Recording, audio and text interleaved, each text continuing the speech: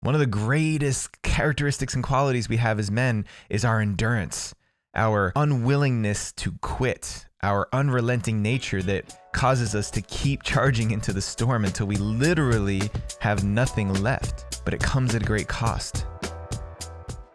The pressure to provide is something that every man at some point in his life feels. Maybe you're feeling it right now. Maybe you have a family, children, a wife, a partner, maybe just a girlfriend that you're living with, or anybody who's depending on you to provide something. Now, providing doesn't only mean providing resources and money. Providing can also mean providing safety, providing a level of security, of certainty in your household. Providing can also be intimacy and gentleness and kindness and compassion. Either way, providing is being of service to people. And this is something that I believe every single one of us men feels down at our core. I mean, just ask yourself for a second, isn't that a huge cornerstone of your life? Being a provider of something to someone or some people? Providing is such an archetypal model of what it means to be a man. And in our society, so much of the time that means the man is the one who provides all of the money, who's the quote unquote breadwinner, the one who brings home the bacon, who keeps the lights on, puts food on the table. And consistently over time, we've seen stress and overwhelm destroy the spirit of men. I know I felt it myself. 6 months before my wife and I got married, she got laid off from her full-time job. And I said, don't worry, I got it. I got us covered. Because that's what I saw my dad do my whole life. My dad was, and it still is, an amazing provider for my mom and for our family. And I just naturally adopted that role because that's what I saw. That was what I believed it meant to be a man. And over the past 8 years, I've gotten great joy out of providing for my family. It's brought me a lot of purpose, a lot of meaning, a lot of value to see myself consistently keeping the lights on and putting food on the table. But it's come with a cost. I have completely burned out multiple times over the past several years. I've been overwhelmed, anxious. I've had feelings in my body, waking up at 3, 4 in the morning with my heart pounding out of my chest, feeling like I'm already behind the 8 ball, feeling like I'm constantly trying to catch up to something. And I know I'm not alone.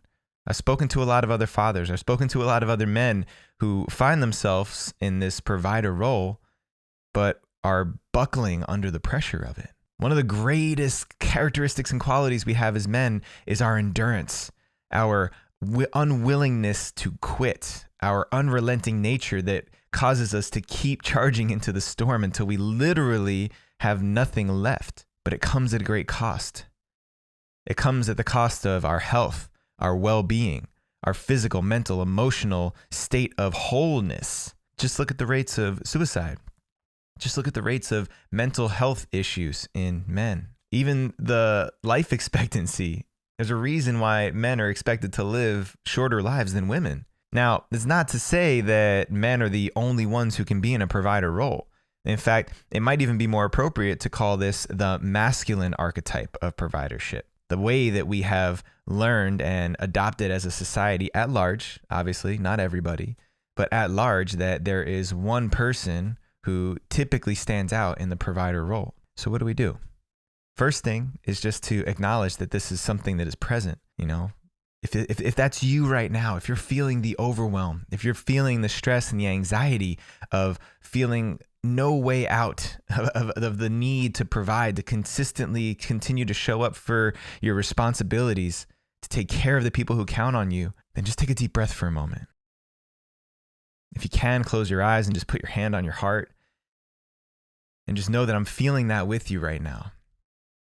And that many other men, fathers, husbands, people out there in the world that I know are feeling the exact same thing. So just recognize that you're not alone. Let's acknowledge that first. Secondly, my great friend Preston Smiles usually says that it's not the load that breaks us, it's the way that we hold it. As men, as people, as humans, we are massively resilient. We can handle it. You can handle it. You can do this. But if you're holding it in a way that's anxiety invoking, without taking proper care of yourself, without nurturing your wheels and doing the maintenance that helps you hold it in a lighter fashion, experiencing some joy, having people around you that can crack a joke and make you smile while holding the boulder on your back. That's the way we make it through. Supporting each other, talking about the load instead of just letting it break us down. There's so many more things that we can do to not feel the weight of providership on our shoulders and have it break us. So if that's you right now, I'm sending this message right to you. You're not alone. I've been there before. I'm there right now. It's a lot. It's a big responsibility to provide whatever you're providing for people who count on you and depend on you. And I guarantee you, I promise you, it's a lot easier to hold it when you're not doing it alone. When you're at least in relationship with people who can relate to what you're going through. So if you're buckling under the pressure of the burden of providing, if you're feeling overwhelmed, anxious, stressed out, then I encourage you to reach out. Become a bigger part of the Rising Man community. Reach out to another man, another person who you know is in the same situation, or you even believe, have an inkling that they might be feeling the same stress that you are. Reach out, because I guarantee you that they need the conversation just as badly as you do. All right, I hope you enjoyed this message. Share it up with somebody else that you know is feeling the weight of providership. And make sure you guys tune in next week to catch the next Monday morning meditation. Big love, y'all.